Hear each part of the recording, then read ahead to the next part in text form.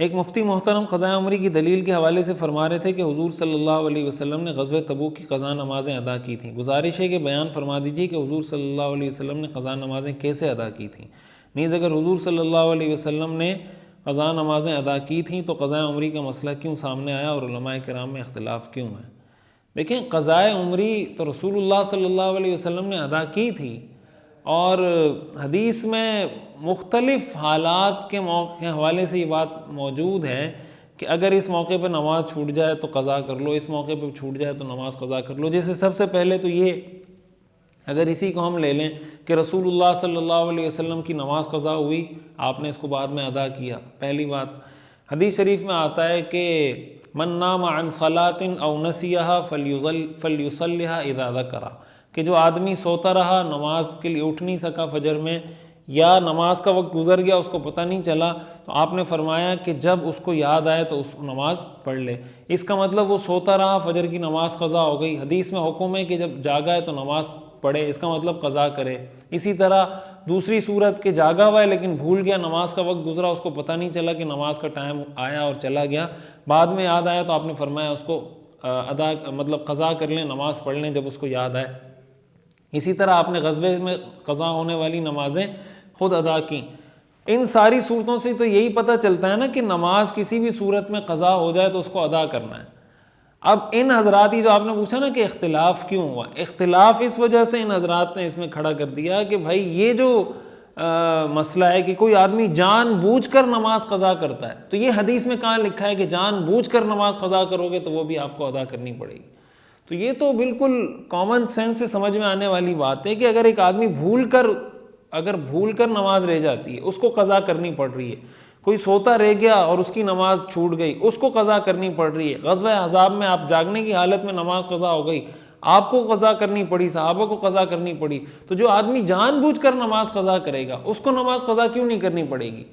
تو جب ان سارے حالات میں احادیث سے ثابت ہو گیا کہ بھائی نماز کسی صورت میں معاف نہیں ہے، یا تو یہ ہوتا نا کہ ایک کوئی ایسی حالت ہمیں حدیث میں بتا دی گئی ہوتی کہ ایسی حالت میں نماز قضا ہو گئی تو آپ نے نماز قضا نہیں کرنی، کوئی سو گیا تو نماز اس کی قضا نہیں ہے، کوئی بھول جائے تو قضا نہیں ہے، یا آپ کی غزوے میں قضا ہوگی تو آپ قضا نہیں کرتے۔ کوئی ایسی صورت نہیں ہے جس میں رسول اللہ صلی اللہ علیہ وسلم نے یہ فرمایا کہ نماز قضا ہو جائے تو آپ ادا نہ کریں۔ تو اس کے لیے اسپیسیفک دلیل مانگنا یہ خود ایک عجیب سی بات اس لیے ہے کہ جب ان ساری صورتوں میں اس کا قصور نہیں ہے اور جان بوجھ کر قضا کرنے میں اس کا قصور ہے، تو جن صورتوں میں قصور نہیں ہے اس صورت میں اس پر قضا لازم ہے، تو جس میں قصور ہے اس میں تو بطریقہ اولیٰ قضا لازم ہے۔ اس لیے جو جمہور کا مسلک ہے، مذہب ہے، وہ یہی ہے کہ بھئی کسی کی جتنی نمازیں قضا ہوئی ہیں وہ اس کو ادا کرنی پڑیں گی۔ اس کی بہت تفصیلی دلیل میرا تقریباً کوئی 20 سے 25 منٹ کا کلپ ہے، ہمارے یوٹیوب چینل پر موجود ہے۔ سارے دلائل میں نے اس میں ذکر کیے ہیں کہ اس کی دلیلیں کیا ہیں، اور جن لوگوں نے اس کے خلاف دلیل دی اس کا جواب کیا ہے۔ آپ جا کر قضاء عمری لکھیں، قضاء عمری مفتی رشید آفیشیل لکھیں، آپ کو 20-25 منٹ کا کلپ مل جائے گا۔ اگر دلائل آپ سننا چاہتے ہیں اس کلپ میں انشاءاللہ آپ کو پورے دلائل مل جائیں گے۔ مفتی صاحب، قبرستان کے اندر پیڑ کھڑے ہوں انہیں بیچ کر مسجد میں پیسہ لگا سکتے ہیں؟ قبرستان میں کوئی ضرورت نہیں، ان پیسوں کی وضاحت فرما دیں مفتی صاحب اس مسئلے کی۔ دیکھیں، اگر قبرستان میں ضرورت نہیں ہے اور وہ وہاں کھڑے ہیں تو بالکل آپ اس کو بیچ کر، اگر قبرستان میں پیسوں کی ضرورت ہے تو وہاں لگائیں، وہاں ضرورت نہیں ہے تو پھر آپ مسجد میں لگا سکتے ہیں۔ مفتی صاحب کیا حال ہے، میری شادی ہونے والی ہے، لڑکی والوں نے مہر فاطمی کا حق مہر کہا ہے اور حق مہر کی قیمت میں نے آپ کے کلپ میں سنا تقریباً 2.25 لاکھ بنتے ہیں، لیکن میرے پاس اتنی ادا کرنے کی گنجائش نہیں کیونکہ میں ایک مدرسے کا مدرس ہوں اور مدارس کی تنخواہ آپ بخوبی جانتے ہیں۔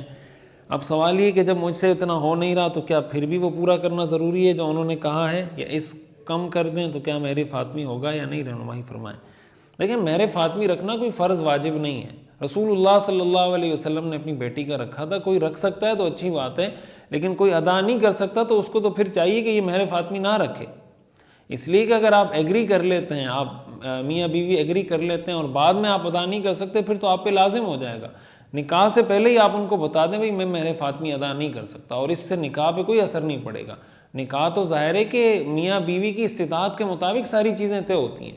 اب کہیں پر کسی نے اگر 10 لاکھ مہر طے کیا، اس کا یہ مطلب تو نہیں کہ آپ بھی 10 لاکھ مہر طے کریں گے۔ آدمی کی جتنی وسعت ہو، جتنی استطاعت ہو، اس کے مطابق مہر طے کرنا چاہیے۔ تو مہر فاطمی نہیں ہوگا، لیکن مہر فاطمی نہ ہونے سے کوئی گناہ نہیں ہوگا. جتنا آپ ادا کر سکتے ہیں میوچل انڈرسٹینڈنگ سے اسی پر آپ ایگری کریں اور وہی آپ ادا کریں. ایسا نہ ہو بعض اوقات یہ ایسا ہوتا ہے کہ لوگ کہتے ہیں لکھ لیں بعد میں دیتا کون ہے، لکھ لیا تو آپ کو دینا پڑے گا.